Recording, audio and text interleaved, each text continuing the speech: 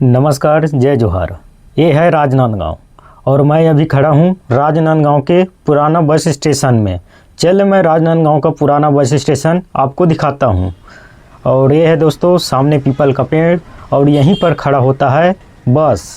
आप जहाँ भी जाना चाहते हो सभी प्रकार का यहाँ पर बस मिल जाएगा। ये है कांकेर का बस। अगर आप भी बस्तर एरिया में जाना चाहते हो, जगदलपुर, कोंडागांव, दंतेवाड़ा, केसकाल, तो इस बस कांकेर वाले बस में जाना। यहाँ पर टिकट बुकिंग करना होता है, तब आप जा सकते हो।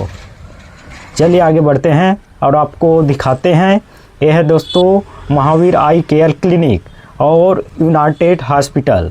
ये फेमस हॉस्पिटल है राजनांदगांव का। सामने आपको मिल जाएगा कई प्रकार का होटल और फलों का दुकान। और आप जहाँ भी जाना चाहते हो यहाँ से आप बस ले सकते हो। सभी प्रकार का बस यहाँ पर आपको मिल जाएगा। और राजनांदगांव का जो फेमस होटल है पुराना बस स्टेशन का, वो है खालसा होटल। यहाँ का बिरयानी बहुत ही लाजवाब है। अगर आप भी बिरयानी खाना चाहते हो तो चले आइए खालसा होटल। और देख सकते हो राजनांदगांव का बस स्टेशन।